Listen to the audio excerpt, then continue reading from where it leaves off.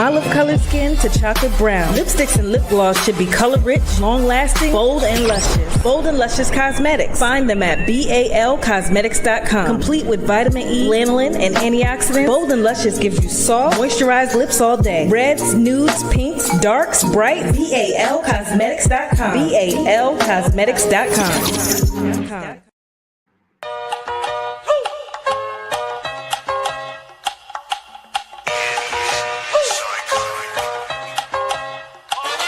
From the east to the islands, we be getting it on. Pour some Bacardi and tequila, now let's toast to the song. All my Boricuas singing along. All my Latinos singing along. Find me out in Puerto Rico, they be getting it on. I'ma chill with a couple women while they singing my songs. A cup of Patron, Palo Viejo bottles be gone. I gotta be on, something to bag a model like a dog. Two lyrical mommies wanted a smooth criminal. I put the bars away for a second and got physical. Now she's tryna be my Cinderella. I told her as long as you got that good rest and I'll be Twella. Yeah, how you fit in them jeans? Hips wide, thick thighs, that body is looking mean. White pants painted on that skin, looking so fitted. Your man's a lame if he quit it, cause I will hit it with no delay. So what I'm saying, yo, she was rubbing on my thighs saying, what's the dilly, yo? Never had a Puerto Rican, I was like, really, yo? Now she's living la vida loca, calling me Ricky, though. From the east to the islands, we be getting it on. Pour some Bacardi and tequila, now let's toast to this song. All my Boricuas singing along. All my Latinos singing along.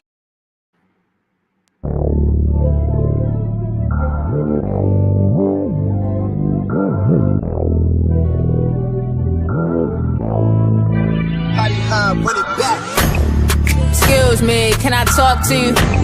Run a little game, can I walk with you? Am I all in nature in the park with you? Roll a little sun, maybe spark with you. I know that you don't say it, but I feel a vibe. You know I'm patient, baby, I'ma give it time. But get it while I got it, know it's limited. So if you start something, better finish it. Who you know fresher than Bree, riddle me that. Shorty talking spicy through text, image attached. Red light, she all on my neck, get in the back. Get on top and ride till you cry, I'm into that. Finding shit I seen in the spot, I had to slide. No, I'm picky about who I choose, I can't decide. These days they coming in tools, nothing to lose. She in the mood, I'm in it like I got something to prove. Ooh, I ain't a player, I just... yeah, I ain't a player, I just know the game well. Do I love her or the pussy? Man, I really can't tell. It ain't know me, nah, it's send me. This is shit you can't sell, it's great. Excuse me, can I talk to you? Run a little game, can I walk with you? Am I all in nature in the park with you? Roll a little sun, maybe spark with you. I know that you don't say it, but I feel a vibe. You know I'm patient, baby, I'ma give it time. But get it while I got it, know it's limited. So if you start something, better finish it. Don't start nothing you can't maintain. Tryna be my main thing, might be on the same thing. She know how to play a role, shorty gang gang.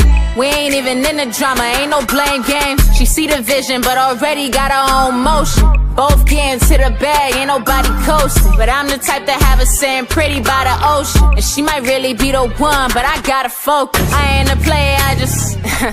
yeah, I ain't a player, I just know the game well. Do I love her or the pussy? Man, I really can't tell. It ain't know me, nah, it's send me. This is shit you can't sell, it's break. Excuse me, can I talk to you? Run a little game, can I walk with you? Am I all in nature in the park with you? Roll a little sun, maybe spark with you. I know that you don't say it, but I feel a vibe. You know I'm patient, baby, I'ma give it time. But get it while I got it, know it's limited. So if you start something, better finish it.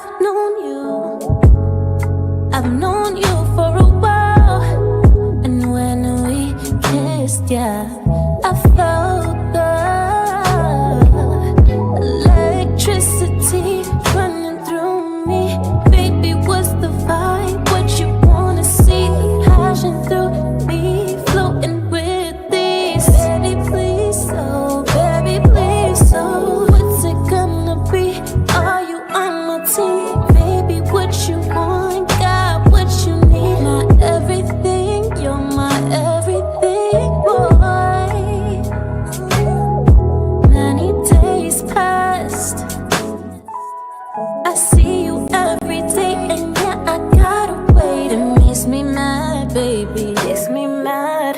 I want you to say you feel the same for me. I know it's fast, babe, know it's fast, but the way I feel, it's getting too real.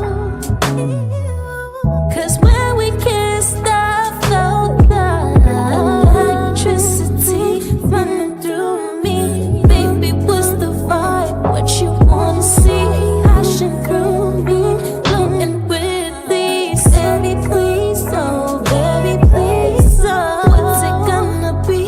Are you on my team? Baby, what you want now? What you need? My everything, you're my everything, boy.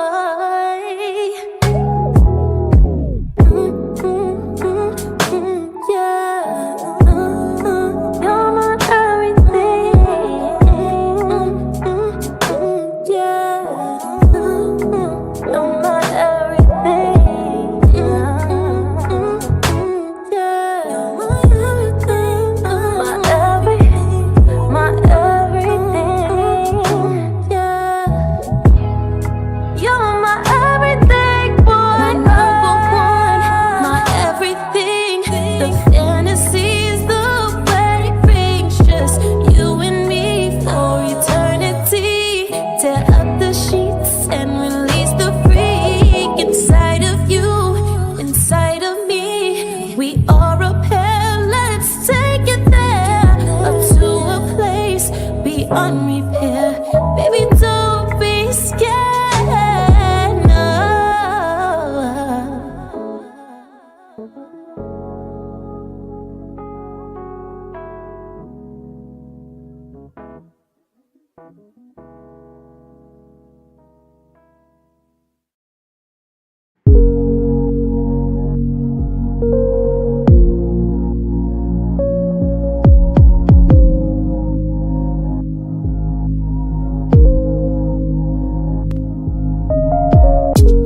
You ain't hit me back, yo, what's good with that?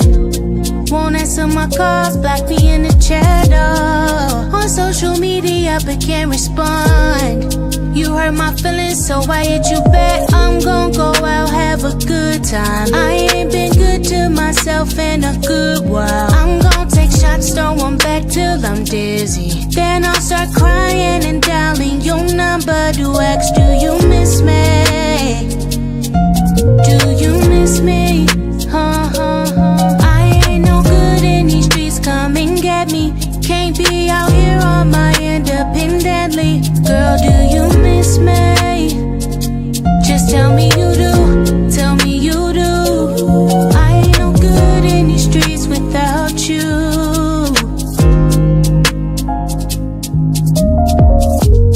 Hit me with the flex, popped out with your ex. You petty as fuck, what did I expect? I'm gon' fuck on somebody new tonight. I hurt your feelings, get my lick back. I'm gon' go out, have a good time. I ain't been good to myself in a good while. Take some shots, throw them back till I'm dizzy. Then I'll start crying and calling your number to ask, do you miss me? Do you miss me? I ain't no good in these streets, come and get me. Can't be out here on my independently. Girl, do you miss me? Just tell me you do, tell me you do. I ain't no good in these streets without you.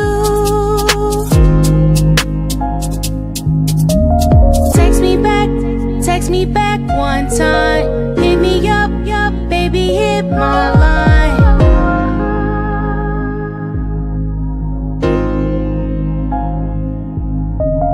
Pick it up, don't you hit decline. Wish that I could press rewind.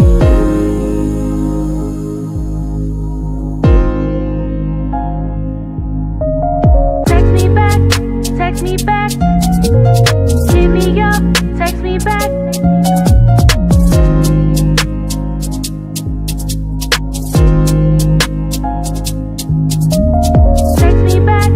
Text me back.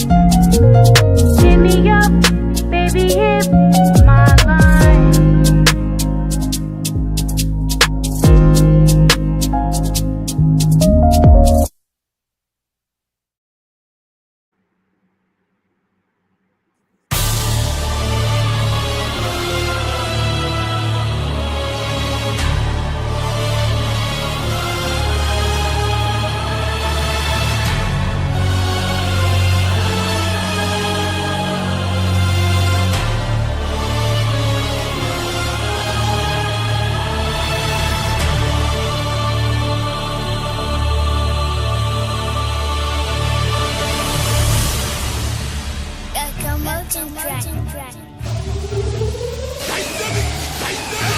What's this? What's this? It's something going on in my bones. What's this? What's this? It's something going on in my brain. What's this? What's this? I feel like I'm going insane. What's this? What's this? I gotta release it, man. Yeah, I hit him with the mind control or the mic control. I don't care till the night is on. Need drugs and the money in the safe. I run this race, I'm taking first place. DPE taking over this game. Every time he look up, he see us, man. Keep on knocking in your head, cause I'm all in your brain like a red car Jingo, man. No, I'm not an X-Man, you know I'm the best, man. All of your neck, man, you getting no rest, man. Serious on the hate, but you really is a fan. Saying all my words like you wrote it, man. Niggas say Rizzy is missing. Bitches say Rizzy we miss him. Come back, I'm playing no games, no activation. Like your hat go missing, They really try to diss him. Throw shots, but your shit barely miss him. Niggas know my boys coming like Candyman, but I didn't want to scare the children. You know I'm a monster. Raise my arm up under your armor. My team out here really purging. Cutting through these beats like a surgeon. Some say I'm conversistic. Some say I overdid it. Some say I'm overrated. Fuck that, that's an understatement. Some say I barely made it. Nigga, y'all that's barely hating. Motherfucker, I ain't got no brain. My soul is cold and my heart is black and my chain is gold. You don't know how many times I've been down this road. Think about the kids and I'm thinking like, nope. I came back full loco, Came back flow on dough, Came back killing road shows, Came back billboard dough, Came back with on label, Niggas can't stop me though. I got powers like Rawrrzone, fucking up your ozone. Queen of my throne, hard off no dome. Fly as a drone, back to the bone. Wife still talk shit when I come home. Sharp ass cheekbones, hot cold like stone. Help to fight crime incognito. Causing frostbite, come at me wrong. Hurt my loved ones below zero. I'm the coolest female hero. Every black girl wanna be a tall dog, petite, built for speed hoe. Bro so big but don't wear speedos. I go by Sabrina Frost. Protect all at any cost. Saving lives is not a job, it's a lifestyle. Fuck what you thought. But boy, y'all just such a joke. He don't really want the smoke. Undermines a waste of time and syndromes. Machines all get broke. Yes, I am incredible. And my ice is edible. My aim is impeccable. Fucking with me is terrible.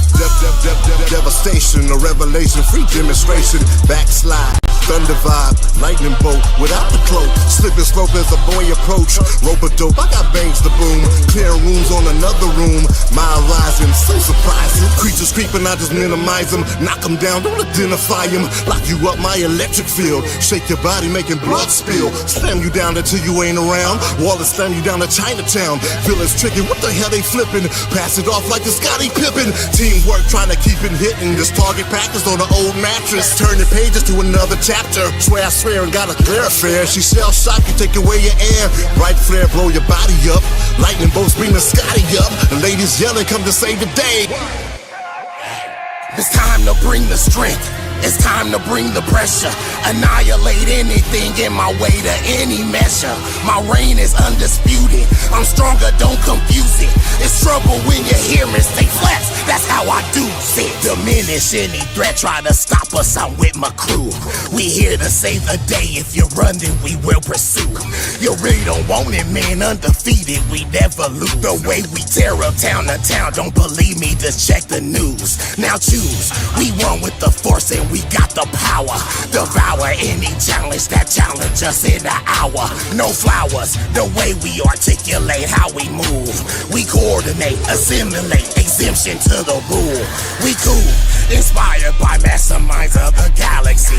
Living this reality, found out that it had to be me. Hitting my cup, no chaser, yeah, running up, no favors. Who you gon' call? Danny with the strength of a kraken, tough like skin of a dragon, yeah, we want it all. Hanging with the gods, old devils, flying on a different level, never gon' fall. Save life after life, we some heroes. Super Saiyan mode to a zero, yeah, we stand tall. Something like a monument figure, sad you a shovel to a digger. Think of something bigger, time to bang bang like a trigger. Haters that be mad, that be bitter. Stop it!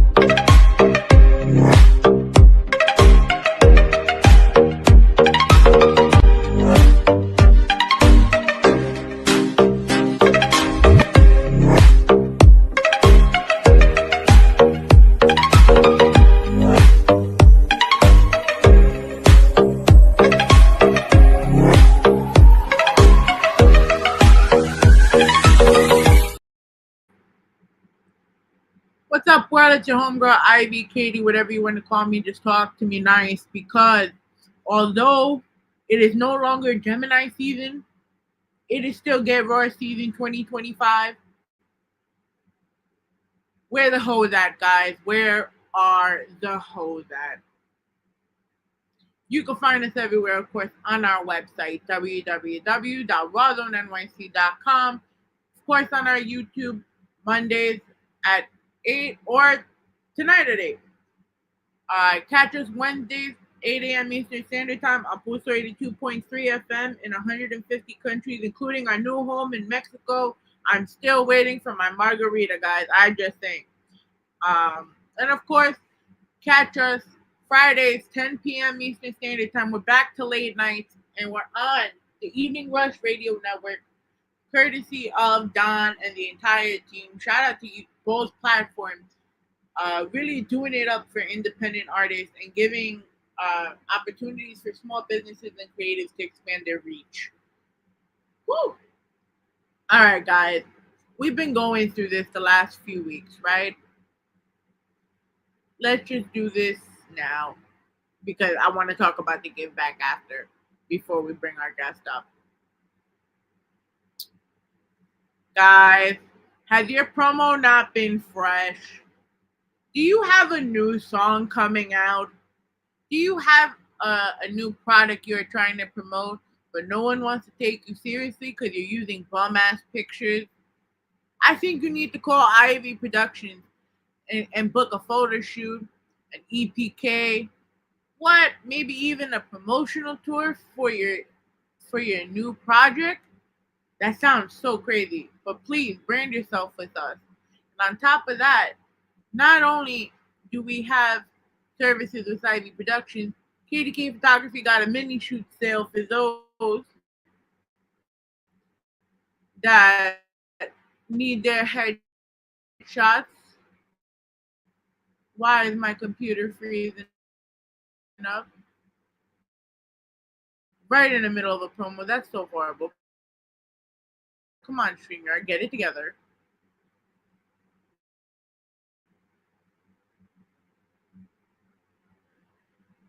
Oh, the joys of live.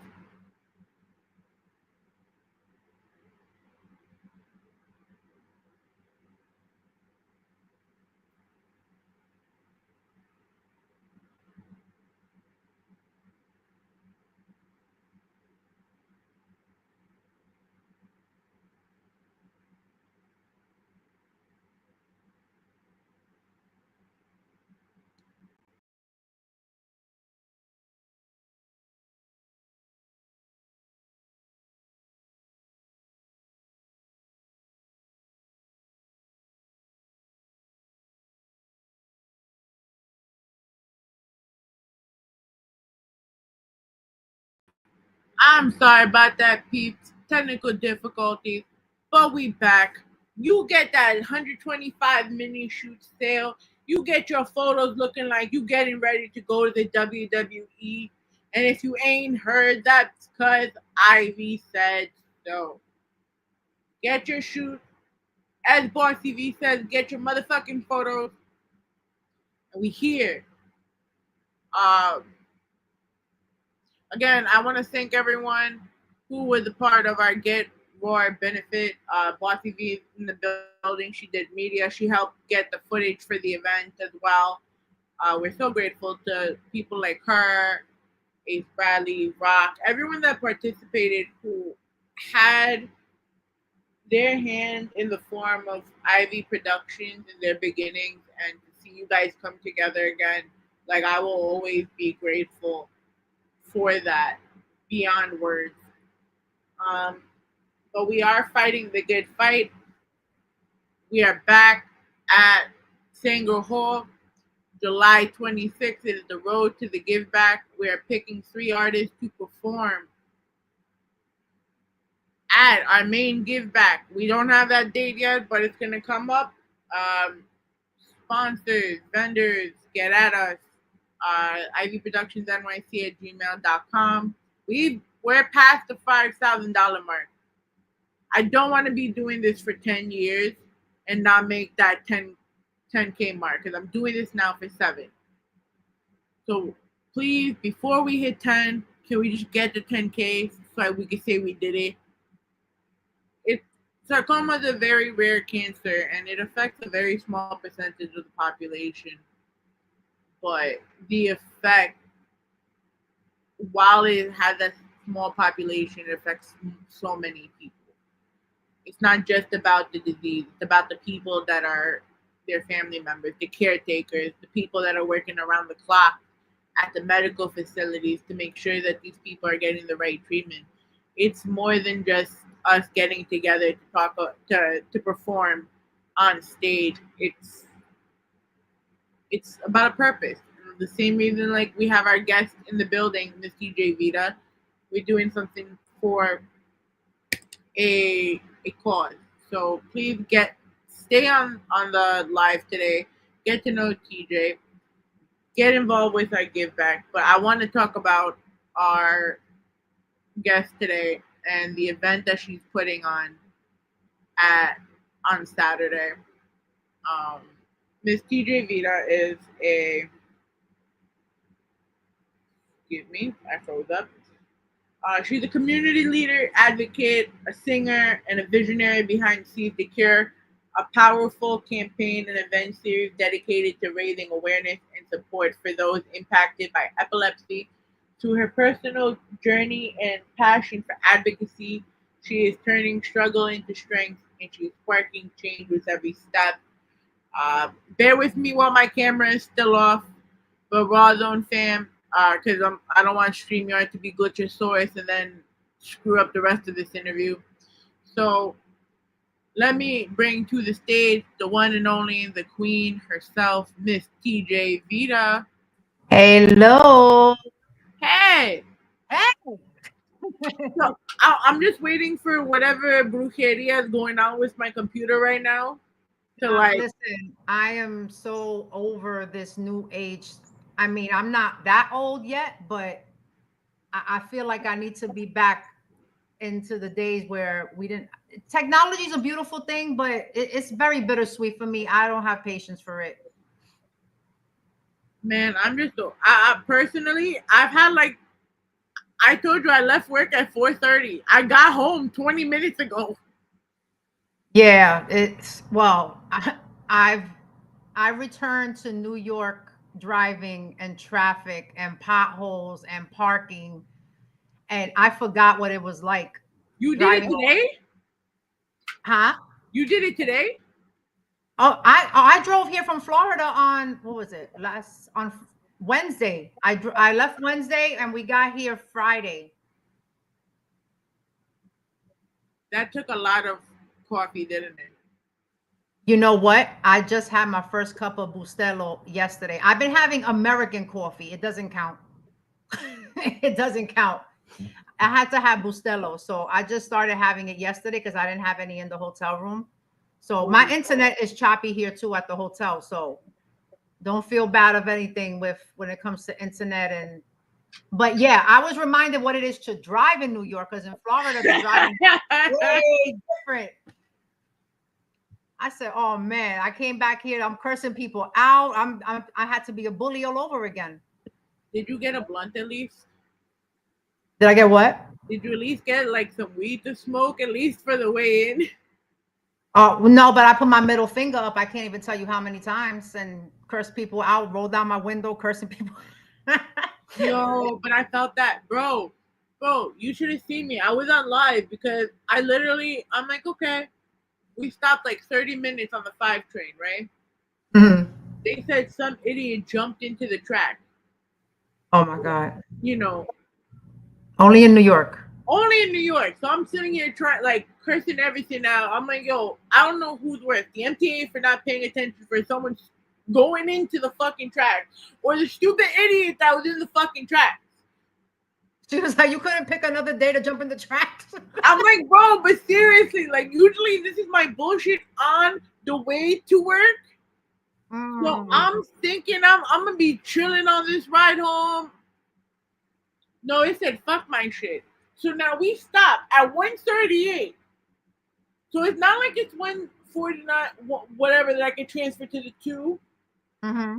I could either go take a bus I've never been on or walk my ass to Harlem, like to 125th. So my ass walked to 125th. Well, hey, you got your exercise on.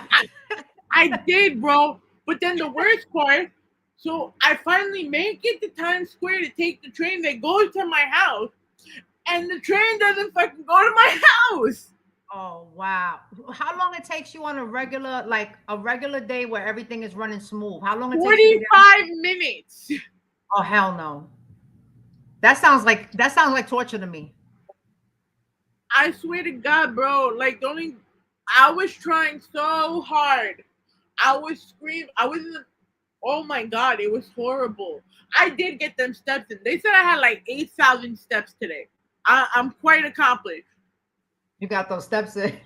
No, my goal in the summer, because the weekend I did the Puerto Rican festival, mm-hmm. I did like 15,000 steps. So now my goal this summer is just to break that record one more time.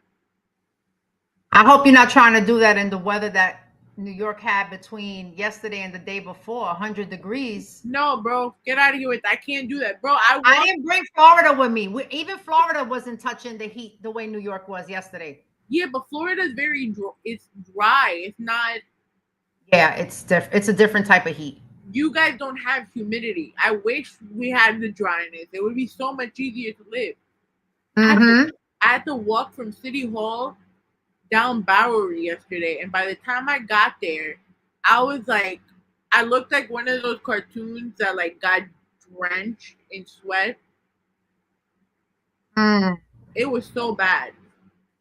Yeah, it was just brutally uncomfortable. Like in Florida, you can walk outside, you'll get a nice tan, you'll get hot, but it's not where you can't breathe type of heat. And I like walking in Florida like that. So walking in Florida, it is a different breed because you guys don't have like sidewalks and shit. You only got roads and nothing but roads. Yeah. I mean, right now you're probably the first show that I've actually spoke highly about when it comes to Florida. But I'm a New Yorker. It's in my heart. Not the driving part, but everything else, yeah, I'm a New Yorker. Yeah, because I remember going there for the Jadakiss concert to shoot it, and I was like, realistically, the CVS was across the street from the hotel. Okay. But you gotta cross through the entire highway. You were in Orlando? Yeah. Yeah. Everybody goes to Orlando. See, I'm in the outer skirts. I'm like in this little park called Sanford that nobody knows anything about. Never heard of it. And it's just I'm in what you would consider the hood. It's a southern hood though. It's very different. I don't like it. Why Florida then? Huh? Why Florida? I went to Florida for a better life.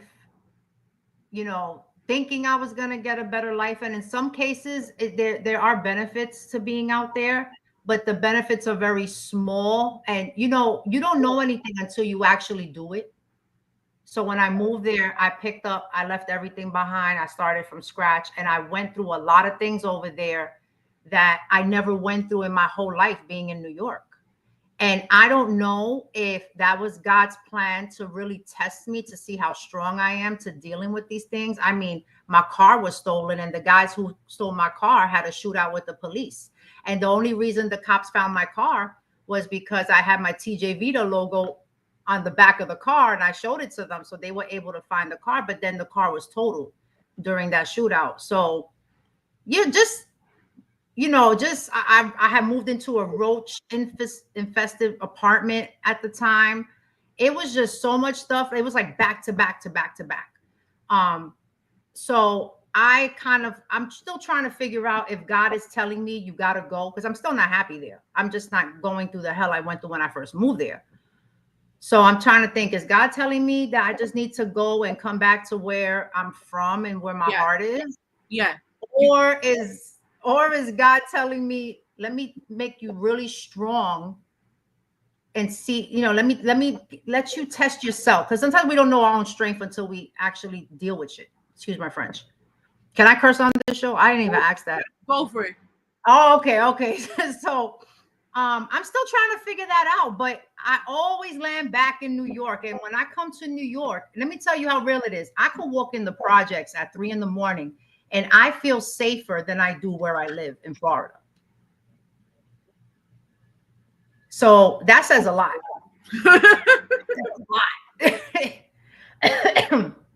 So I'm still trying to figure things out. I'm considering coming back. I really am. It's not something. Just come back. Screw it. Just come back. She's like, just do it. Like the way she's talking is like, okay, you're justifying it, so I'm gonna just see you in like 3 months once you get this all done with the campaign for the year. I'm gonna see you in a few months. Oh, you need help moving? I gotta work in the Bronx anyways. Okay, I got you. No, I really miss it out here. Like I even said to myself, if I move back to the Bronx, I'm not driving, because there really is no reason for you to even have to drive out here anymore. It's more of a headache. I could save like $600, $800 a month. Nah, because if I would say keep the car, because right now in Uber from I want to say East 180th, because I don't want to say from Soto, because I haven't taken one from there in a while. But from 180th in Uber is $50. Through that, I ain't going anywhere. I'll just walk everywhere I go. I'll lose my weight. I'll get in shape. It used to be $35, bro. I was chilling on that 35. I was okay with that. You are not getting. Yeah, but that's the way to go. Become an Uber driver. That's where the money is now. And that's why we have congestion pricing. Because everyone wants to be an Uber driver. I'm still learning how to drive. It's like I'm learning how to drive all over again here. They made everything bus lanes. So I'm sitting there like an idiot, just driving on the bus lane, not even paying attention that there's a bus lane, because I'm not even used to that. Yeah, because they have more bike lanes now for no fucking reason. Yeah. It's so confusing. And then I'm used to, in Florida, you could turn right on red. So here I am turning right on red one time, thinking, I just got used to the Florida ways, but I don't know. I still love it here though. I just wouldn't drive. I could save $800 a month between paying for my car and the insurance. And that's not even including gas and tolls and maintenance and oil changes. The cars are too expensive. Too expensive. But in Florida, you have to drive. If you don't drive, that's when you're really paying a fortune on Ubers.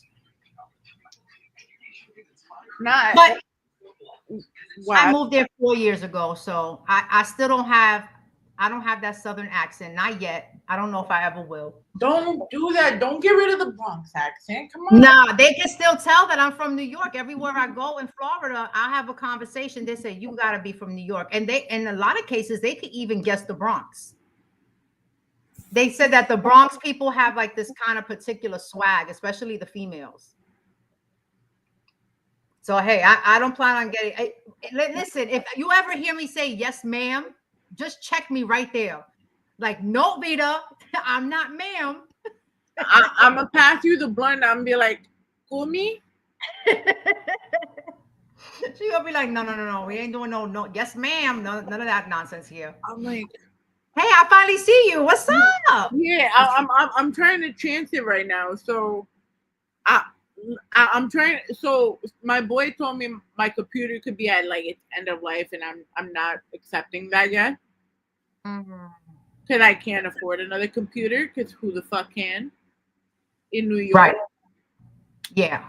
But I make this like short.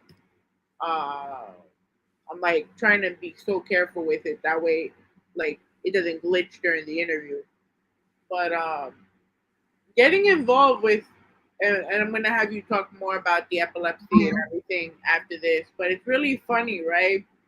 When you go to an all-work event and your boss's boss goes to you saying, I heard you're doing interviews.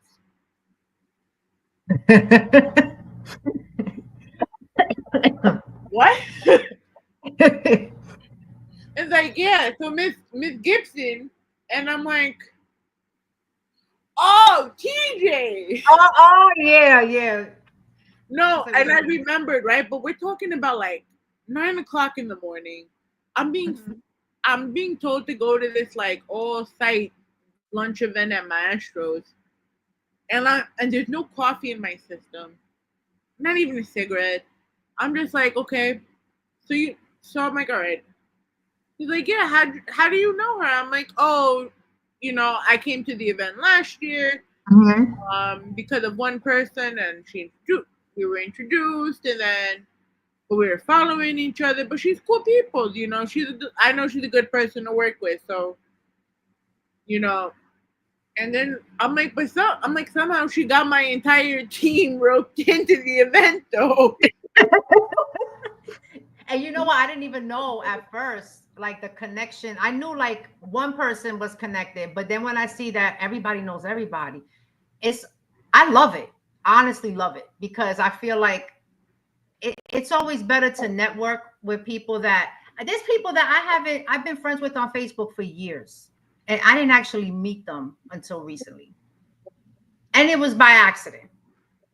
So it's a beautiful thing. It's a beautiful thing.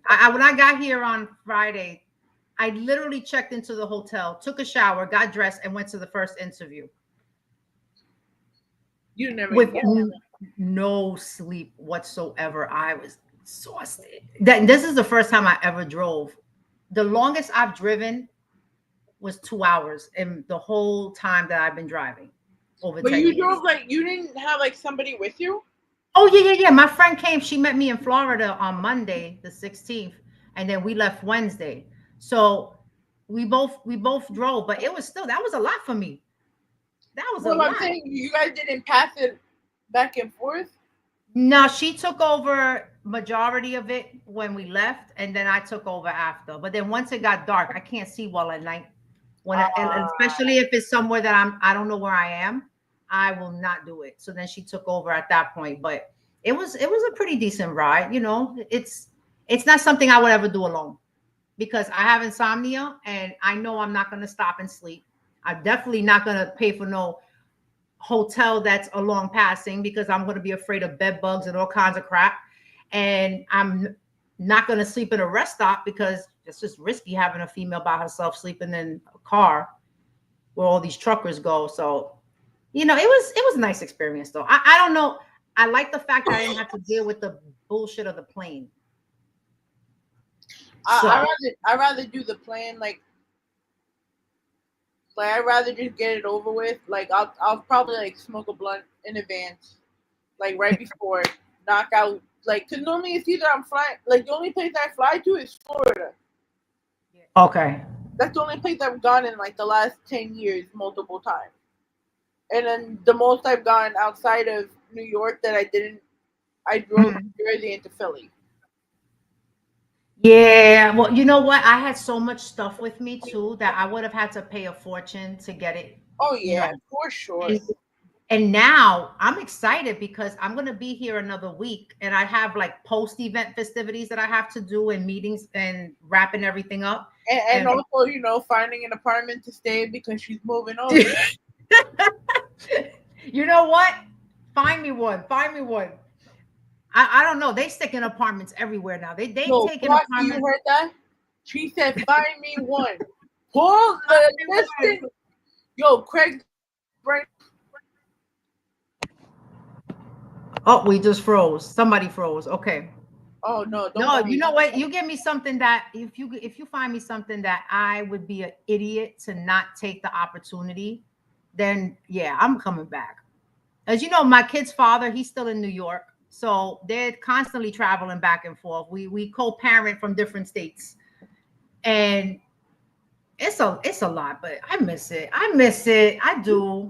You do know that the people that are hosting your event have the new apartment housing, right?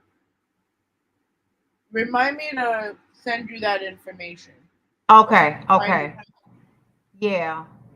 Because they opened up some new apartments around the West Farms area. Okay. it makes me kind of wish I was on housing. That's how nice they looked. Like the lobby looked like a 5-star hotel. I'm like, what the living fuck? Yeah, but you know what? The rents are crazy now in New York. The rents were crazy before I left.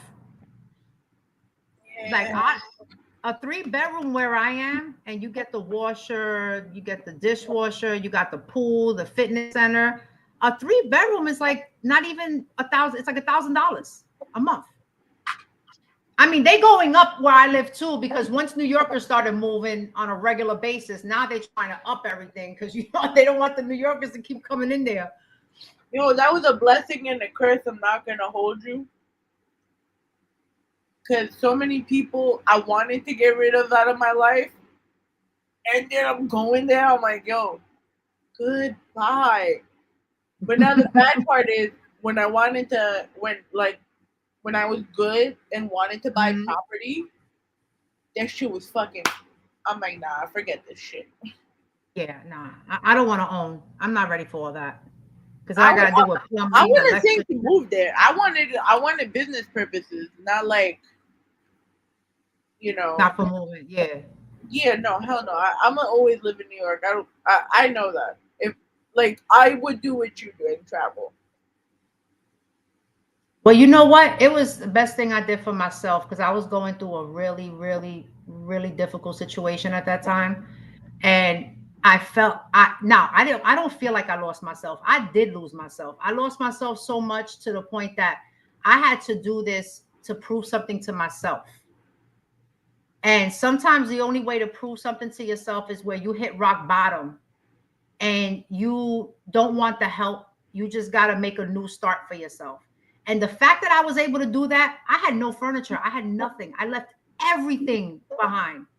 And it was the best thing I did for one reason. I realized that I did not need to deal with the stuff I dealt with for so long, and leaving it was the best thing, because the reason we don't leave certain situations, a lot of times it's a dependency situation. It may be financial. It may be somebody got a hold on you with something and you think you can't deal without it. You're stuck. But it's really a mental stuck.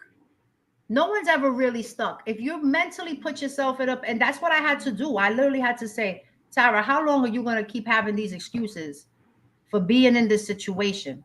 The only way out of this is to start from scratch and put myself even deeper to where I had no choice but to pick myself up. And that's what made me heal from that whole situation, because now I forced myself to move not only to a different place, a different state, a different culture. Florida is, people don't realize when you go visit, it's different from living there. Yeah. It's a whole different ball game, and you don't know until you're living there to know what it entails. So I came with no furniture, no clothes. I just came with literally a few bags and my electronics. I wasn't getting rid of that. And then anything that this person was tied to, I threw out. And the crazy thing is, the only thing that was left was my car at the time. And that car started having problems the minute I moved to Florida. I think that was God telling me, get rid of that too. This person had a dealing with the car. Telling you don't go to Florida. Get rid of the car. But I got me an SUV now, so I upgraded. That's more cargo space. More cargo space and more gas, but it was the best thing I did. It was the best thing I did. So now I know what I could do. Now I know I don't need to be there anymore. I could move back to New York now that I proved to myself what I could do. Yeah.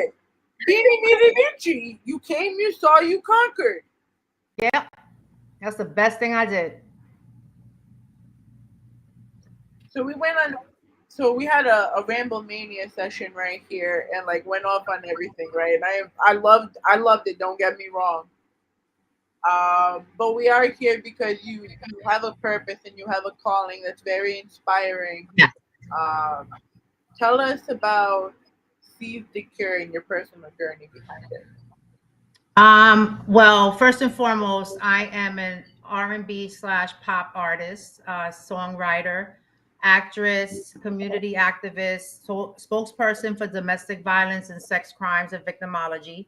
And I also have my degree in forensic psychology, my master's degree. So in 2017, when I was just finishing my master's degree, I'm currently working on my doctorate. My son was diagnosed with epilepsy, and his seizures started with what you call absent seizures or petit mal, where I like to describe it as it's like the person is literally unconscious, but they're standing up and their eyes are open, but they're not aware of anything going on. They're completely frozen. And he eventually the seizures turned into convulsions. Now, in 2017, as an artist, I wanted to do an event that was strictly for the cause of epilepsy. And I was literally in the first stages of dealing with my son and what brought his seizures and what they were going to turn to. At this point, he was just starting out fresh with his seizures. And I called the Epilepsy Foundation, and the director answered the phone, and I said, I want to do an event. I'm an artist. I have no idea what I'm doing, but I just want to tie it to a cause, and I want it to be about something that hits close to home. So we had our first event, and throughout the years, since 2017, I just kept doing the events, and they started getting slowly bigger each time. And in 2020, Seize the Cure was appointed to represent the Bronx in epilepsy awareness. Now, in 2020, COVID hit. So it put a huge block on any kind of progress with Seize the Cure. And then I ended up moving to Florida. And interestingly, the last event that was planned was supposed to happen in March 2020. And that's when COVID closed the schools. And the director of the program in this school, she had no idea about epilepsy. She had no idea about what seizures were. And after I moved to Florida, I did a presentation for a number of sponsors that were looking for an organization that was going to, pretty much encourage the spread of epilepsy awareness and seizure safety. And 2 weeks after that presentation, the director of that school that I was supposed to do a program in, she calls me and she was crying and left me a message. And she said that God brought me into her life, and she wants me to continue doing what I'm doing with Seize the Cure because her son started having convulsions. And, at the time that I met her, she had no idea what they were. So that inspired me to say, you know what, I got to continue doing this, and I got to do it bigger and better. It started off with just epilepsy awareness. And what I did was I held events throughout the Bronx that focused on epilepsy, but now Seize the Cure has incorporated seizure safety awareness into our mission, because not everyone who has seizures has epilepsy. There are other factors that happen in our regular day-to-day community, especially in our urban community, that are causing seizures. And people are just not aware on what to do when someone has one. They're not even aware of what they're looking at when someone's having one. They don't even know what it looks like. And there are over 40 different types of seizures. So my son is now 23. Now, during the time since 2017, he had over 400 convulsions. And his convulsions came with injuries, serious injuries, fighting management, fighting the school system, fighting the healthcare system, constant hospitalizations, constant 911 calls. He couldn't live a normal life because, for obvious reasons, seizures pose a huge risk to injury, and it was just too risky with the amount of seizures and the severity of them for him to just go around by himself. And he's now doing, knock on wood, so much better than before. We still struggle with the effects of all those seizures that he's had, and he's not seizure free. He's not seizure free, as we still are dealing with that, but it's nothing like it used to be. And he's now older, so he's taking care of himself. And the point of me saying that is now he's become more of an advocate and being a part of Seize the Cure. And everything that I've learned with him, I want to bring that to the community, because awareness creates preparedness. If you know what to expect with a condition like this, or you're giving a heads up, you can more effectively parent your child who's has a seizure condition. you can better keep them safe. You can, try to even prepare for yourself to have somewhat as much of a normal life as possible, because the parent and caregiver is really the one that's affected by how to manage this, and also, have a regular life and be able to work and take care of the other kids at home and so forth. So that's what I bring to the events. We're having this Saturday, June 28th, 2025, we are having at 1:00 at the Sonia Sotomayor Community Center on 1000 Rosedale Avenue. We are having Seize the Music, Shake Epilepsy. And I'm blessed to have doctors from Montefiore as well as New York Presbyterian come out to speak on puberty and pregnancy and how it affects the risk of seizures. And we also have an EMS worker coming out that's going to give vital information on what to do when someone's having a seizure and what to do and not to do after the person has a seizure. There is a post-seizure time that you have to follow certain protocol to make sure that the person is safe after they come out of their seizure. And it's happening from 1 to 6. We're going to have vendors. We have performances.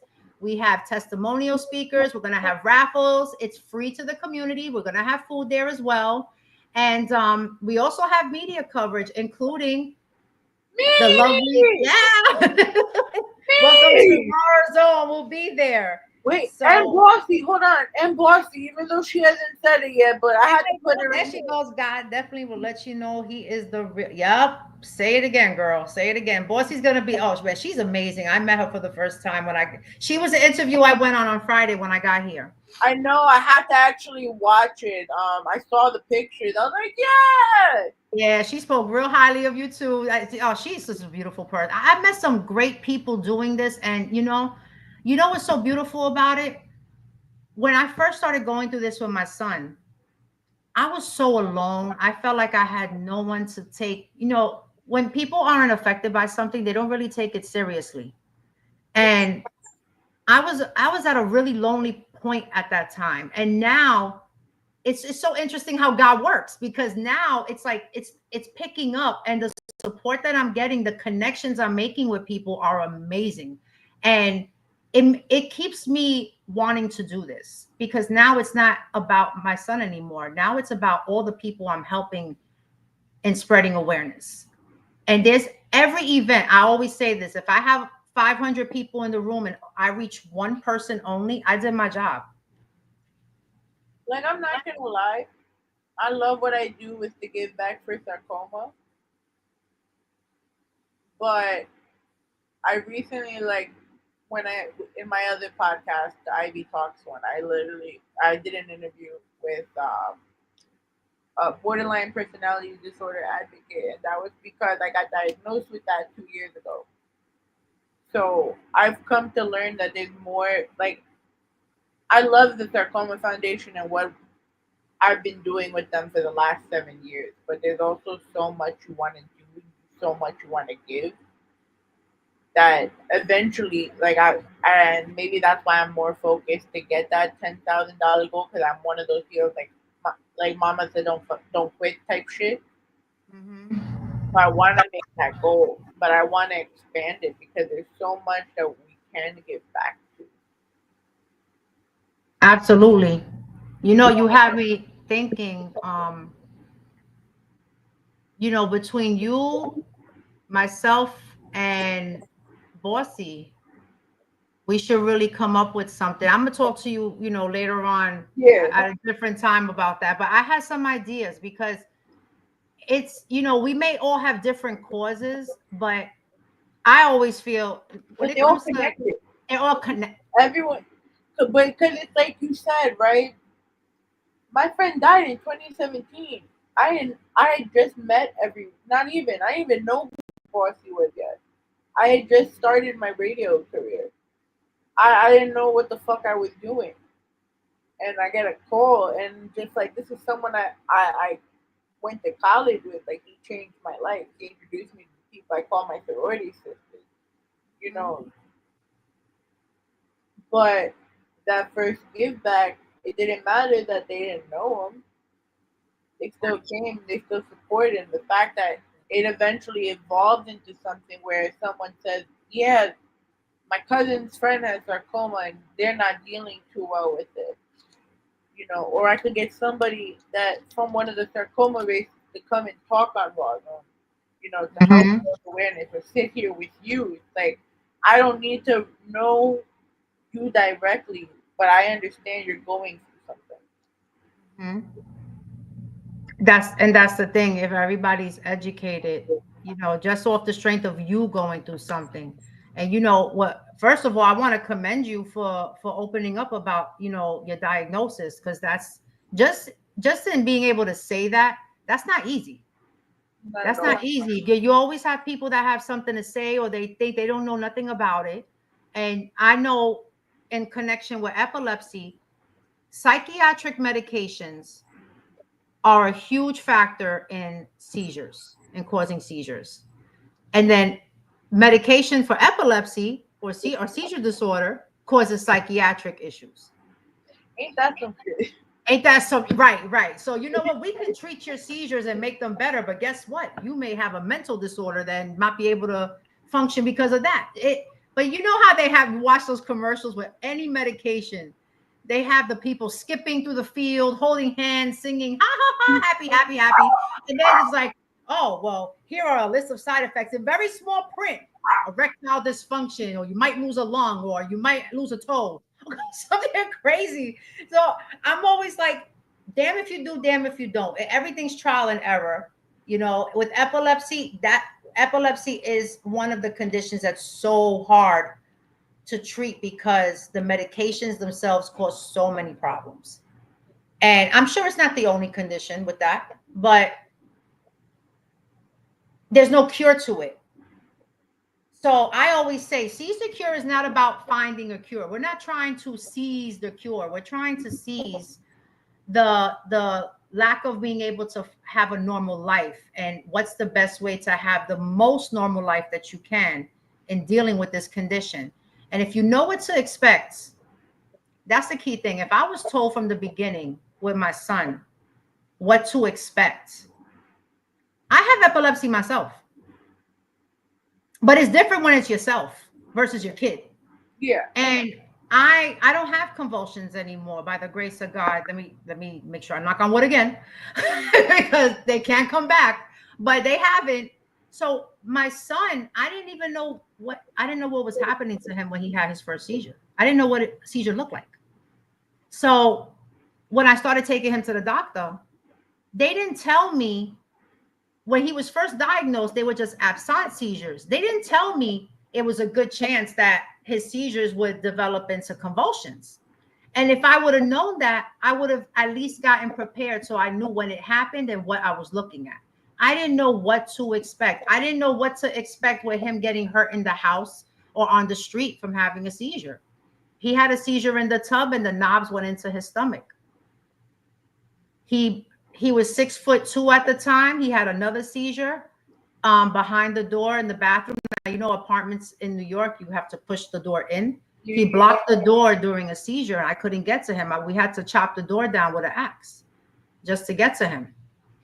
So I didn't know, you know, if I would have been told, make sure you safeguard your house and do A, B, C, D, E, F, G, it might have actually put it would have decreased the intensity of the effect of the injury to the seizures that he had.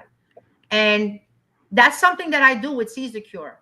I've had people call me that they're newly diagnosed and they ask me what should they do to safeguard their home. And I've actually visited their home so I can give them pointers on what to do and what help that they need, you know, for their child or their loved one that they're taking care of. So I don't know if you already touched up on it, but if you can repeat it, right? What's the difference between a seizure and a convulsion? So a grand mal seizure, which is also considered a convulsion, is a type of seizure. The petit mal seizure is very similar symptoms as to many of our children and what they're being diagnosed with by the schools with ADHD. Impulsivity, staring into space. A lot of times it looks like daydreaming, And I used to get yelled at all the time in school for daydreaming. And it was my parents, because my dad had epilepsy and his was from a motorcycle accident. They took me to a neurologist and they found that I had epilepsy. And my seizures were more the absent/petit mal seizures. And I was spacing out. Like I said, it looks like someone is unconscious, but their eyes are open and they're standing up. They may have one part of their body shake a little bit. It may be something like their eyelid twitching. That's a common sign of absent seizure that's taking place. So that is a particular type of seizure. Very similar symptoms to ADHD. The person is literally, when they're having a seizure, they freeze and they're staring at you. And if you're not noticing what it looks like, you're thinking they're taking in what you're saying, but they're not. There were times in school that we would be on page, for example, we'd be on page 5. Next thing we're on page 7. I don't know what happened in between. So that's one type of seizure. The convulsions are the ones that are the seizures that put you at risk for injury. What happens is the person falls, whether they're standing or sitting, they go unconscious. They're violently shaking, eyes rolling behind the head, foam or vomit coming out the mouth. And many a times they may urinate on themselves. And the seizure could last anywhere between a few seconds to it could last 5 minutes. The longer the seizure, the more serious it is, and the more serious side effects that can happen from the seizure. And where you have the seizure is what poses the most risk, because if you have a seizure in a pool or driving or standing by a train track, crossing the street, I mean, so many different examples. My son dislocated his shoulder a number of times from his seizures on the same shoulder, because he would sit in the passenger side of the seat. So when he had a seizure, his right shoulder would constantly hit, but he actually had dislocated his left shoulder as well. So that was something that, he had to have surgery for that. And the convulsions are the most risky for injury, and the longer the seizure, the more risk for brain damage there is. Do you feel like, now that you mentioned that, right, and you talked about having somebody come into the Sotomayor Community Center to talk about like first aid and everything, how, I guess, unprepared do you feel like our school systems are then to take care of these type of situations? Oh, they're unprepared, but it's not even just the school systems. I was told by someone who works for the ambulance, he worked for a long time, he didn't even know what seizures were. And I'm like, wait a minute, hold on. How is it you don't know? I said, we call 911 when there's a medical emergency. 911 was at my house every week. So how is it you didn't know? He says they were never trained on seizure safety or what seizures are or what they're supposed to do. Now, I did a Seize the Cure tour this March that just passed. And I went to a number of school programs to teach about seizure safety awareness. I was shocked at the number of people that had no idea. They know what seizures are, but they don't know what to do during a seizure. Many people still think you put something in the person's mouth.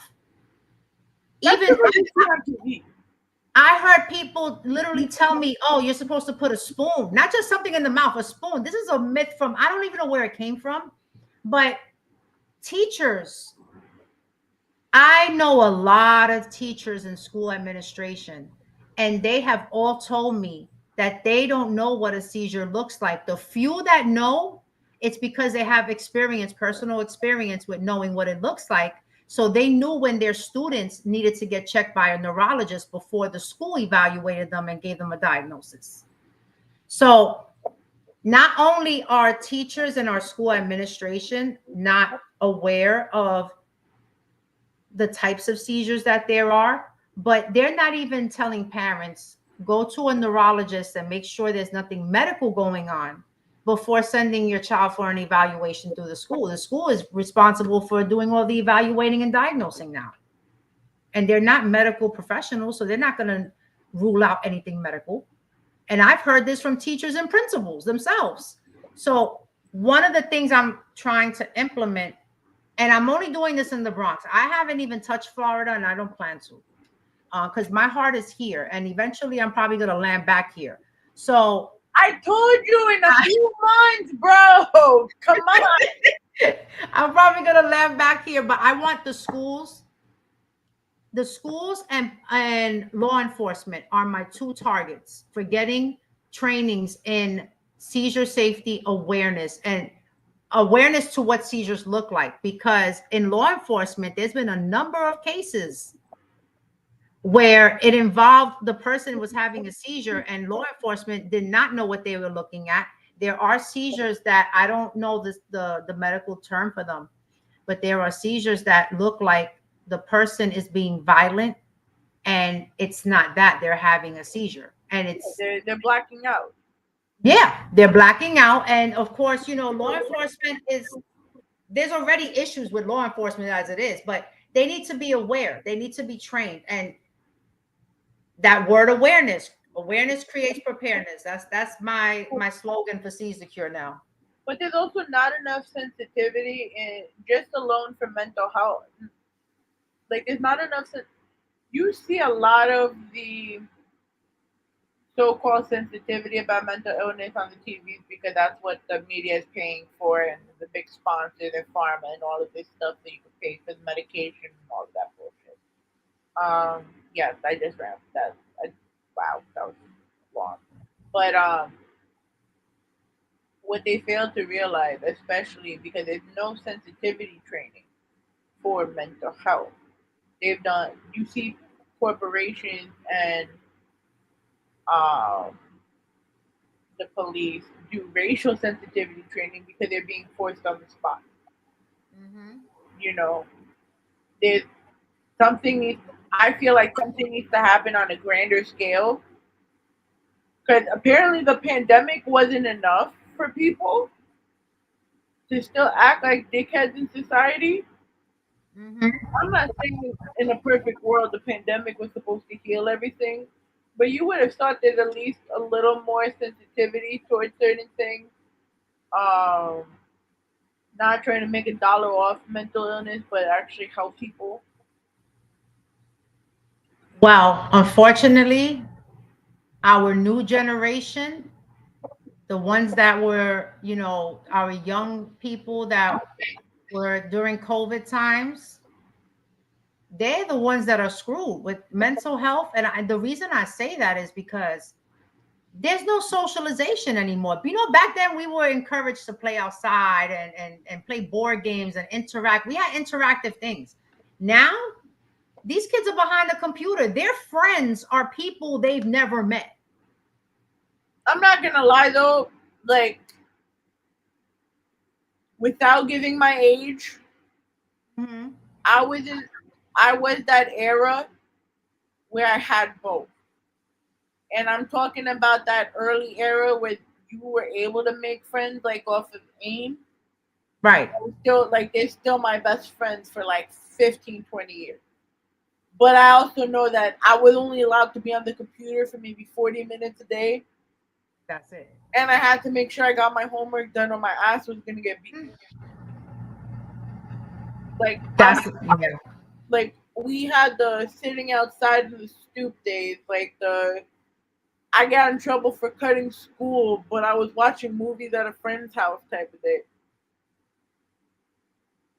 Those are the good old days, but and a lot of these kids in society think also that mental illness is a fucking trend. And it makes people not take this seriously. Yeah, it's mental health is number one. It's not going anywhere. And I honestly, I know a lot of strong people. I know a lot of people who are very productive. They're educated and they have mental health problems. And I don't know what it is, but nowadays it's like for you to be embarrassed to say it, I'm not going to judge you if you're embarrassed to say it, but there's a lot more. It's a more common thing now to have a mental health disorder at this point. And there's also a lot out there that is available to you if you're willing to admit that you have a problem. A lot of people don't want to admit they have a problem. You know what? I'm going to say something. I'm going to put it out there. I actually brought this out for the first time the other day, and I'm not embarrassed. When I moved to Florida, I was on 12 different medications for different health conditions. And about 5 of those medications were psychiatric medication. Depression, panic disorder, anxiety. But a lot of people would be shocked hearing me say that because I move around very normal. I always smiling. I always have my head together. I take care of my kids. I pay my bills. I do what I have to do. But I was struggling. But you know why? Because we come from that generation. Because our parents, some of them were the boomers, and they had that mentality because they weren't educated, and our great grandparents weren't educated. So we were taught to internalize everything and be a soldier. So when we got older, we had to learn about shit like this. Yep. That's you. And by the way, 1,000% correct on that one. And by the way, Bossy's talking about having a whole house party in your imaginary apartment in the Bronx and telling me to bring chairs, but a bitch listening to me more hard. My imaginary apartment. Hey, listen, I'm here for a week. Let's do it. No, she's talking about you when you move here. Oh, so we planning the party before I get the apartment. I got it. I got it. But my thing is, though, a bitch got no car. Where you want me to bring chairs? I'll sit on the floor.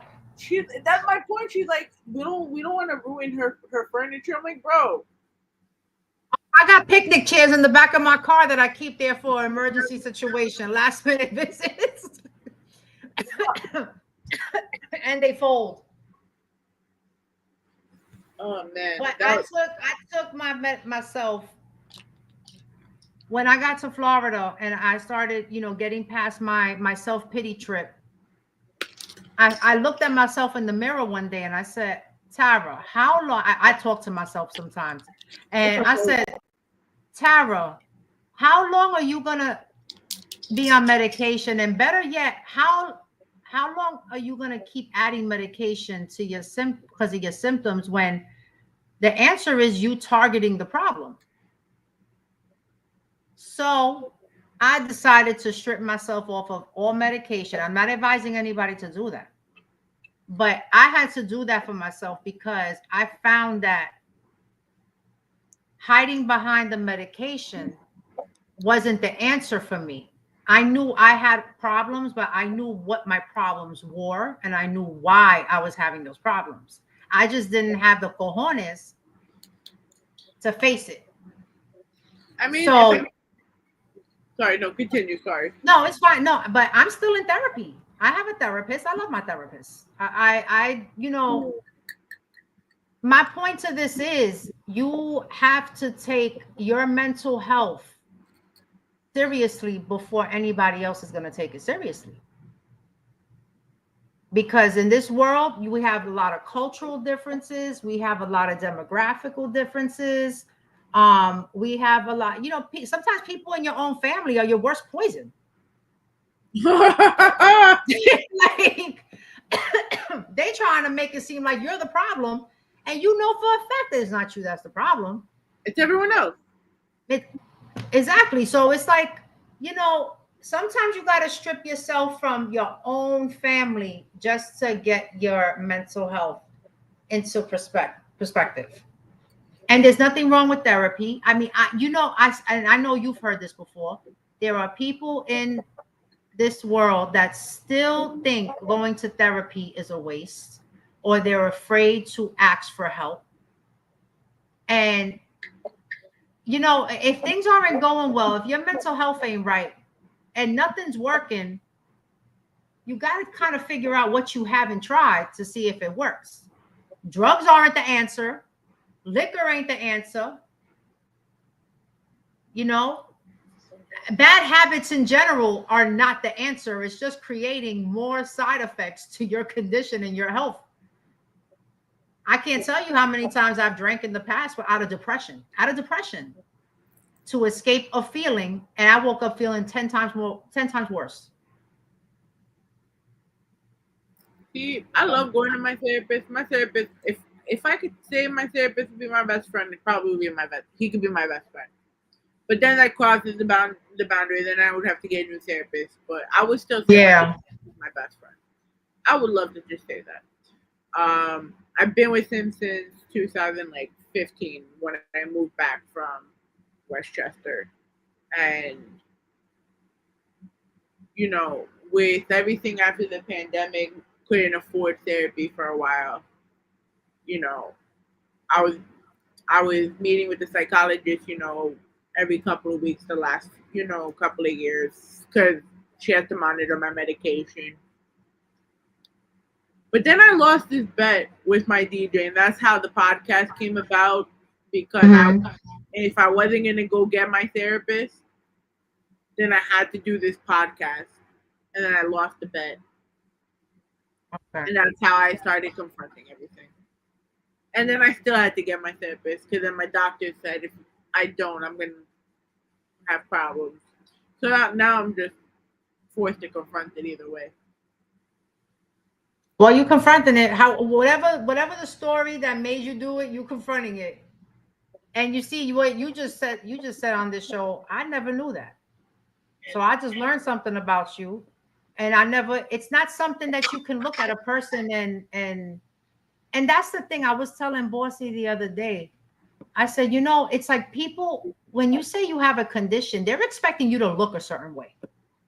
So if you're walking normal and talking normal and you dress normal and you have all your features on your face the way they're supposed to look, and then people are like, okay, there's nothing wrong. There's nothing wrong with you. My son, if you meet my son is a good-looking kid. He is a handsome looking. Yeah, I know. Doesn't that suck to have a handsome son? Because now it's like, damn, I gotta worry about these little hoes. Oh no, he knows. He lets them know. My mother's crazy.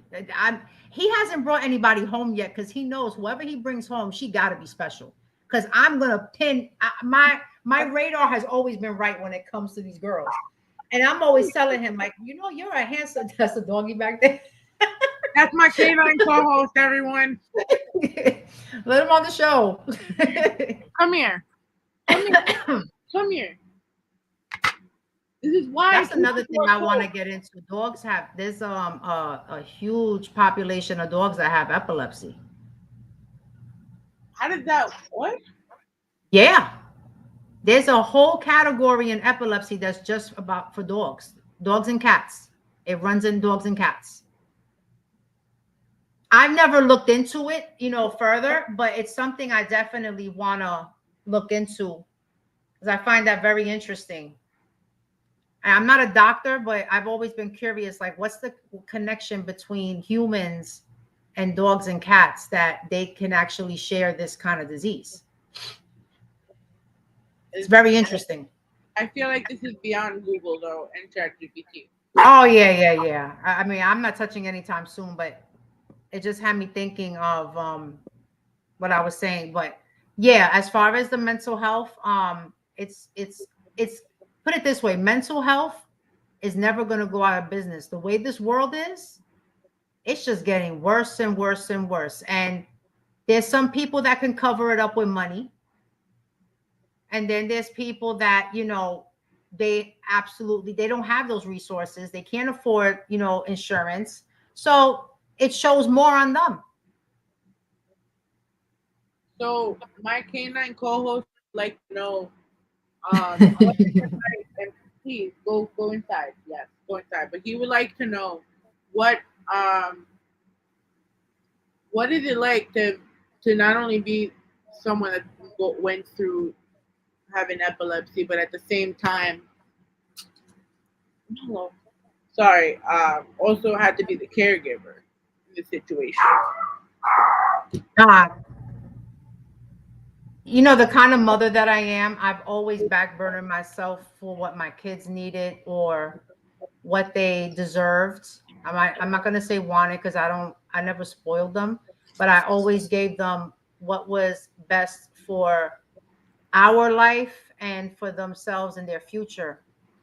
So while I may not be having convulsions, I have a lot of seizure activity going on. My testing showed that I'm very active, which is why sometimes you'll hear me as I'm talking. I'll kind of start stuttering, or my thoughts will kind of cross, or I'll have a hard time getting out my words. A speech issue, which is from the seizure activity that I'm having. But I have not taken care of myself the way I'm supposed to, because especially during the time that my son was really struggling, myself wasn't a thought. Anything that I needed wasn't a thought. I have a VNS, which is a vagus nerve stimulator, and how it works is you can see the scar right here. Yeah. And there's like the machine is over here in my chest, because you could actually see the right here. They put it in the chest and then connected the wire to the back of my brain, which is through the neck and the back. So how it works is the doctor has set it to go off at a certain pulsation every, let's say, 2 minutes. It comes with a magnet. So every 2 minutes it goes off, kind of like a medication dosage. But it doesn't give the effects that medication has. So it goes off every 2 minutes. Now, if I were to, let's say, have a seizure, you take the magnet, you swipe it over my chest area here, and it's supposed to stop the seizure. So from the inside, so it's gonna, like, it moves on your body? No, it stays right here. But the magnet activates it during a seizure, so that way it stops the seizure or stops the severity of the seizure.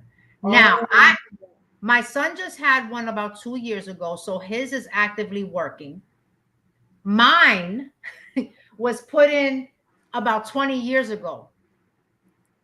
And the battery life, it ends based on how often the setting is on. So my battery life died about 9 years after having the surgery. So it's been dead. The battery has been dead in me in over 10 years. So now that my son is more situated and he's doing better, when I get back to Florida, I already saw a neurosurgeon, because it has to come out. It has to come out. The battery, they're worried about it leaking, because it's been dead in me for so long, and I can't have an MRI, because if I have an MRI, why you have that in you, go kaboom. I'll blow up. And it needs to come out. And the point of me saying this is that while my son was struggling and I was dealing with his health, your kids come first. It always works like that. I'm the kind that, I was not thinking about me or what I needed. It was about him and making sure he was good and making sure that, he had what he needed. And it was absorbed a lot of time. His dad and I both went through it. His dad and I worked together during that time to make sure he had the best for his situation. And we both struggled in different ways, but the mental health part for me was the hardest to deal with, because I had to learn about something I didn't know much about. I had to be the parent, be the comforter, be the disciplinary as well. And trying to do all that while dealing with a condition like this and learn and living a normal life. And my daughter, who's now 14, a lot of times she was backburnered off of the emergencies and what was needed. And it just comes with the territory, but it's not something that people should have an attitude, well, like, that's your child. That's just how it is. Yes, it is how it is, but I'm still a person. I still need help. I still need someone to have my back and be my venting, my woosah, so to speak, because it's a very lonely feeling when you have a child that has something and nobody understands you.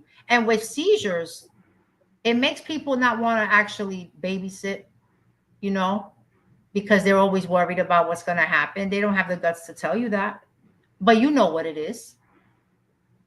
So, To answer that question, yeah, I was backburnered a lot. And that was my choice, yes. I would get very irritated when people will tell me, but you have to take care of yourself. And I looked at them like, fuck you. You're not doing nothing to help me take care of myself. So now I'm starting to really take my epilepsy seriously. I always say, own your condition, own it.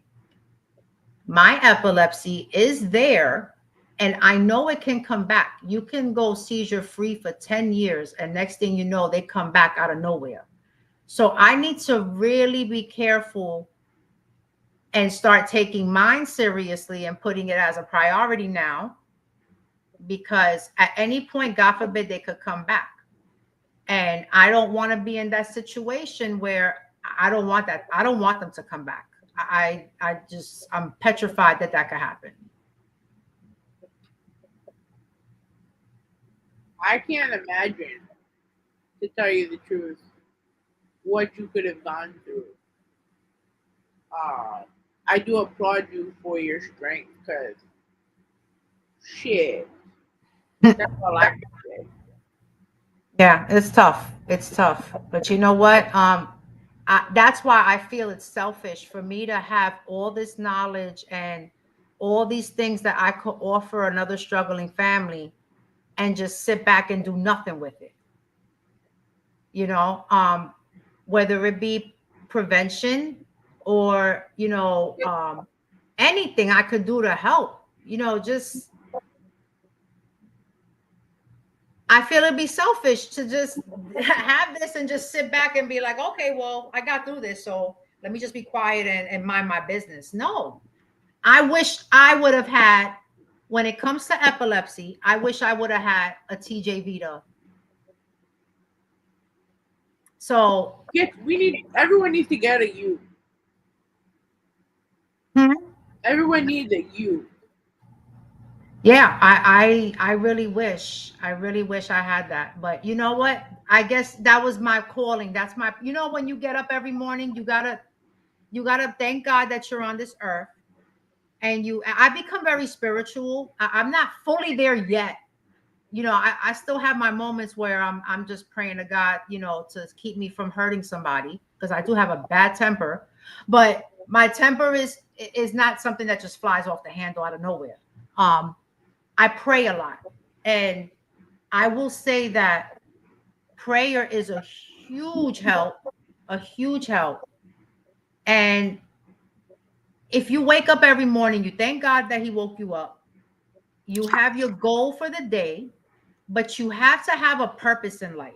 And I have learned that this has become my purpose. This has become my therapy. This has become the reason that I am here. This is what God wants me to do. And he wants me to do it through my experience with epilepsy, on not just on having it, but having a child with it. Man, I feel like we can keep going with this, but yeah, it's too much for what it's too much. But you get the drift.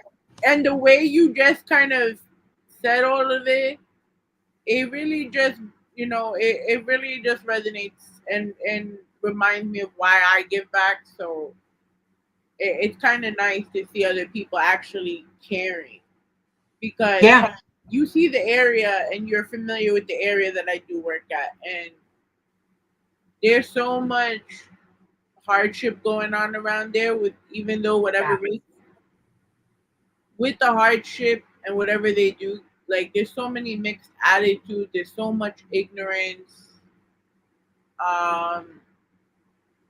It's refreshing to see someone actually care and have empathy and actually give to their community.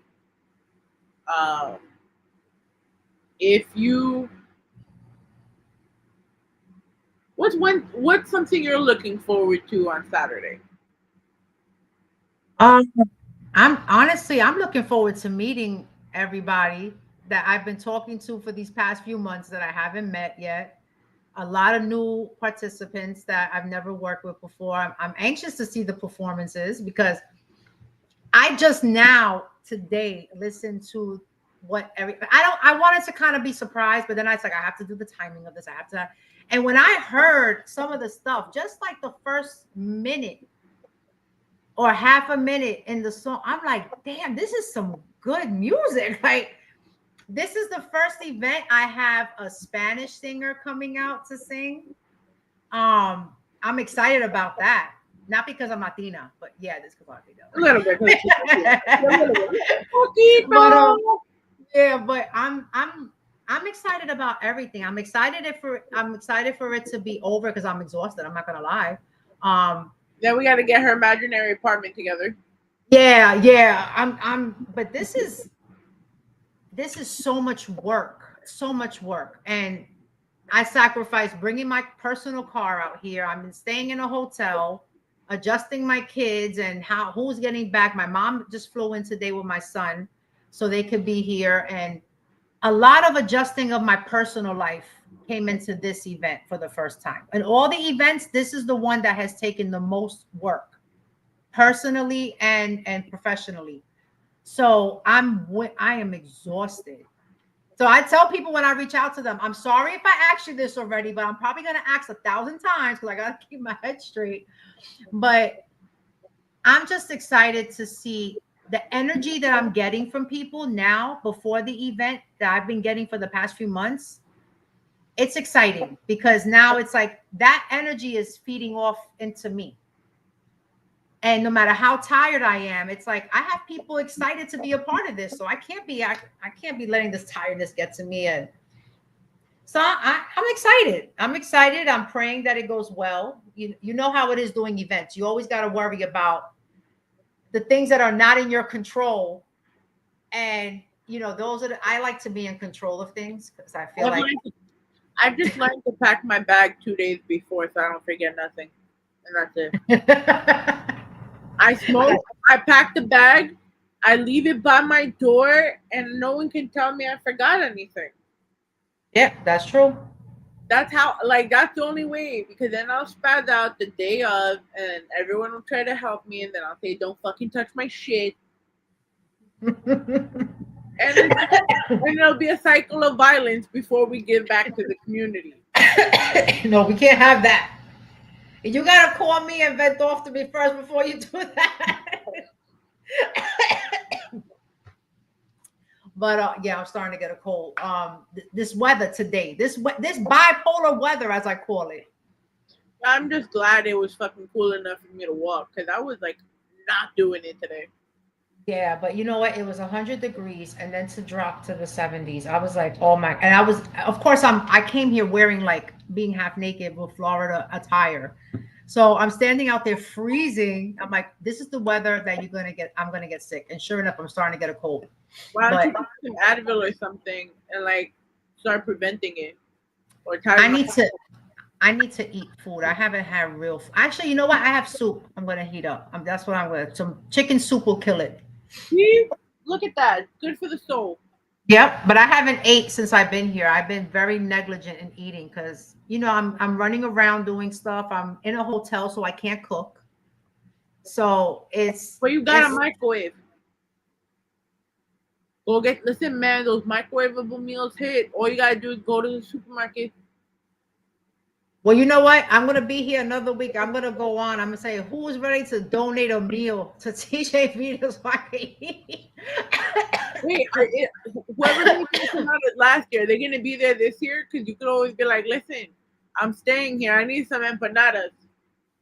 Oh, that was you know what? I didn't even taste those last year. I didn't even eat at the event last year.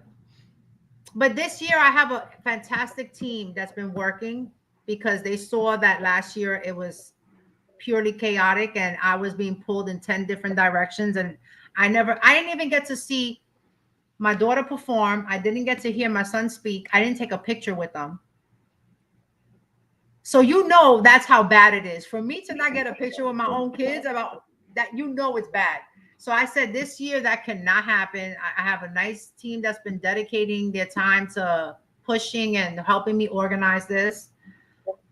I'm projecting, everybody just come out and support.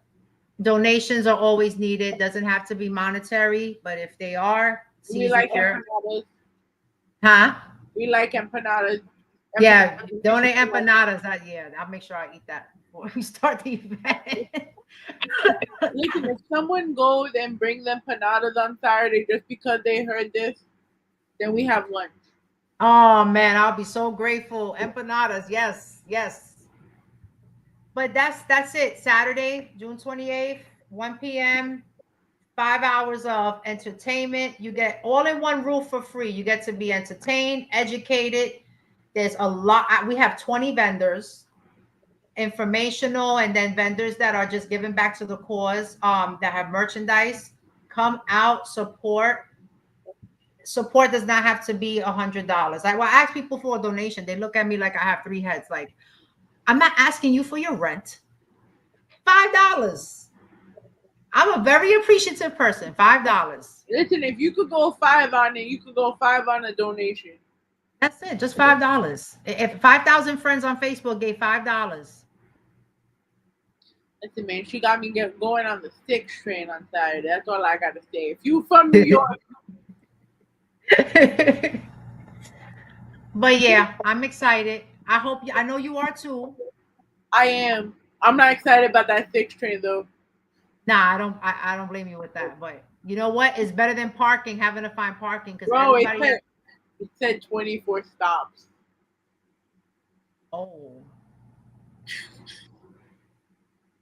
Thank you. I was like, you are appreciated. I was like, I know I made this commitment. I gotta do it, but I'm gonna hate myself after. But you'll have fun. You'll have fun there. That's the important part. I will. I also know I gotta be like a semi-hybrid of myself, so half Rawrrzone, half professional, because I'm still at a place of work. Yeah, no, I get it. Trust me. Tomorrow's setup day, so tomorrow we're gonna be at the center setting up for the event to avoid having to do it the same day, that morning. It's a lot of stuff that has to be put up. So, I mean, the staff should be there, but yeah, I'll be there. I'll be there at 12. We're gonna start at 12. Oh, so, Lord. Anybody who's interested in volunteering, let me know. Yeah, I take accessor. Listen, not everyone has the luxury of accessorize.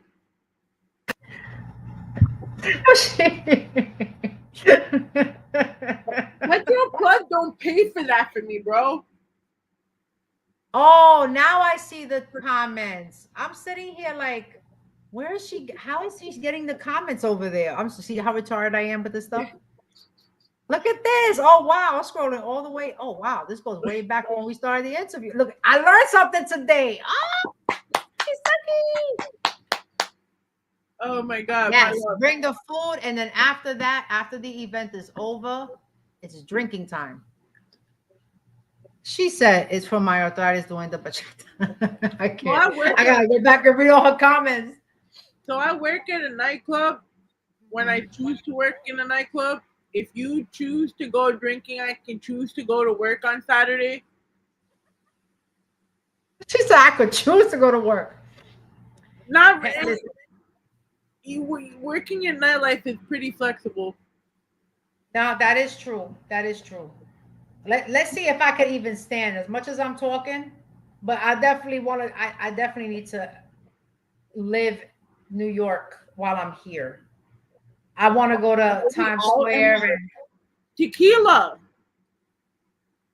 I don't drink tequila. You don't do tequila? What do you do? No, it gets me angry. Okay, no, we don't want you angry. I like my margaritas. Okay, I could do that. I'm very simple about margaritas. Pomegranate, preferably. I love me some pomegranate.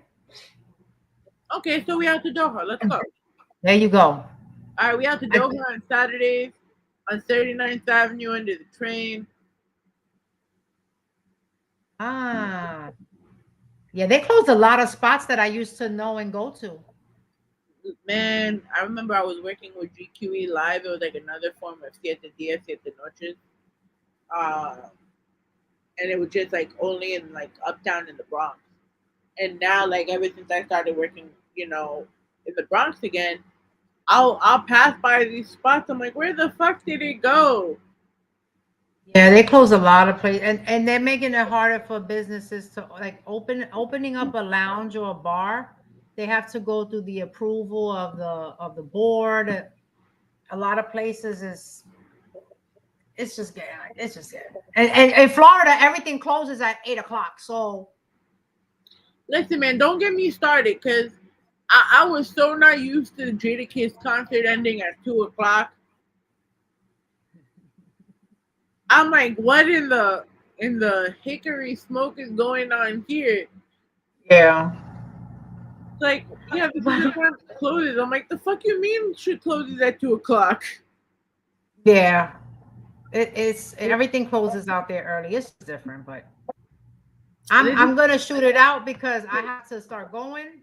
I have to pack the car for tomorrow for early setup time that we got to get started for. But yeah, so once again, let me post the flyer up and you tell them where they can everything. Yes. So this Saturday, June 28th, 1 p.m. it starts. Come out to seize the music, shake epilepsy. We have vendors, we have testimonial speakers, we have special guest speakers giving very important information on epilepsy and seizure safety.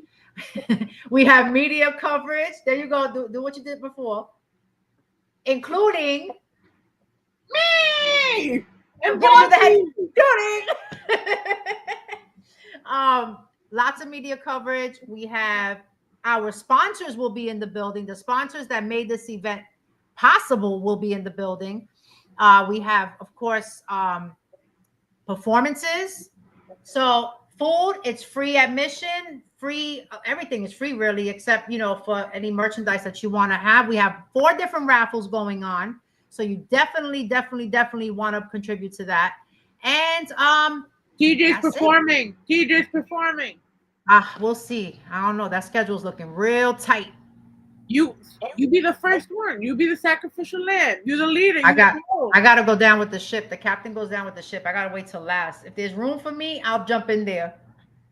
I'll just be ready just in case. I plan to perform. I do plan to perform. Just hope I'm still standing by that time. You are. I might have to sit on the stage and sing. I mean, that works too.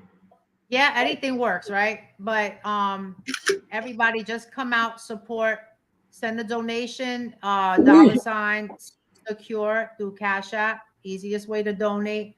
And just come out and have yourself a good time and get educated, entertained, all in one under one roof. That's it. That's all I have to say. Oh man. Thank you so much, TJ. No, thank you for having me. Thank you for having me. And we're definitely going to talk. I'm going to see you on Saturday. Yes. And then let's get this quick picture because it's not like how was the boss today. You're in person with her. We got to do this to get a screenshot. Yay, we did it. That's the first time I've that's cute. I like that. Right? It's like bing. But yeah, I'm looking forward to it. Guys, you can follow TJ Vida everywhere at TJ Vida. Seize the Cure is what the road is right now. If you don't know, now you know. If you don't support it, you a dub. Let's really call it like it is. Remember, catch this replay and Rawrrzone mix after this on Pulse Radio 2.3 FM and the Evening Rush Radio Network. Follow us everywhere at Rawrrzone NYC. Me, I am Ivy.XO_. And thank you everyone for tuning in, and we'll see you guys Saturday. But I will leave you with our parting words. Because we can't end every episode without this lovely words of motivation. I've got one more thing to say, and it'll only take me a second. I've got 2 words that I want you all to remember. They're very important. And if I leave you with anything, I'm going to leave you with these 2 words. And those 2 words are, I'm Batman. Good night.